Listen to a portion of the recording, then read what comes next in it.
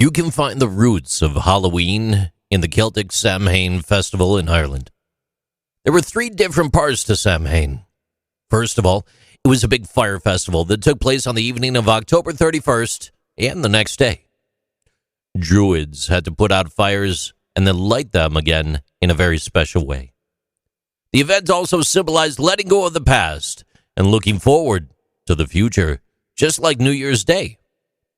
For pagan ancestors, it meant the end of the pastoral cycle, when all the crops were gathered and stored for the long winter ahead, and when animals were brought in from the fields and chosen to breed or be killed. Because it was the end of the year, it was also the time when the souls of the dead returned to their final resting places, and when bad spirits could come out of the other world and appear to people. Every year, the Celts had 4 very important festivals. The sun cycle had nothing to do with them. Halloween comes from the Celts' autumn festival, which was held on the first day of the 11th month, which we call November in English, but in Irish, it was called Samhain. Other Celtic countries may call the holidays by different names, but they usually are the same, even if the name's different just by a little bit. Samhuinn is the name of the fall festival in Scottish Gaelic language. I probably didn't even say it right, but you know what I'm trying to say. The root of the word Sam means summer, and the word Huin means end. And this seems to have more to do with the time of year than with a belief in rituals or dedication. The other set of Celtic languages, called Celtic, had very different vocabulary, but their goals were very much the same.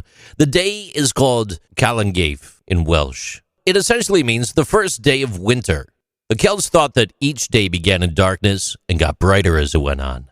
The long, dark evenings of winter and the longer, brighter days of spring, summer, and fall can all be explained by the same idea. Samhain was the Celtic New Year, November 1st, and the Eve celebration started at sundown the night before. Romans also had a festival to honor Pomona, the goddess of tree fruits, especially apples, to mark the end of harvest. This may be where Halloween dinners, which often include apples, got their start. Even after Christianity had spread all over the Roman Empire, Pomona was still celebrated. Samhain was also celebrated on October 31st in Ireland, so it was only natural that a replacement would be made to combine pagan rituals with a more acceptable Christian holiday. All Saints' Day, also called All Hallows' Day, was started by Pope Boniface on November 1st in the 7th century as a way to get his congregation to stop celebrating pagan holidays and customs. Hallows Eve was the night before. So it's easy to see where the word Halloween came from. Samhain was a religious holiday for the Celts, but it was also a very confusing time for many because there were between years or in transition. The usually strong walls between the other world and the human world were weaker. So banshees, fairies, and other spirits moved around much more freely. There were still people who could change their appearance or beliefs that it took place. The bad part of Halloween first appeared through some of these traditions and beliefs. To stop the evil that came out of Samhain, people lit huge bonfires, and they wore strange masks and costumes to confuse the spirits and to keep the dead from recognizing people that they disliked in their real life. They also made a lot of noise on purpose to scare the spirits away and get them to leave their homes. People who were afraid, on the other hand, would leave food for the ghosts in their homes, or buy a hawthorn or a white thorn bush, which is allegedly where fairies were rumored to reside.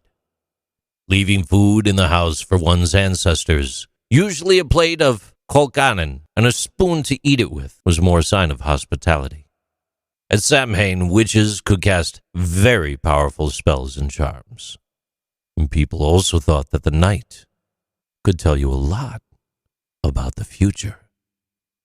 These are Interesting Things with JC.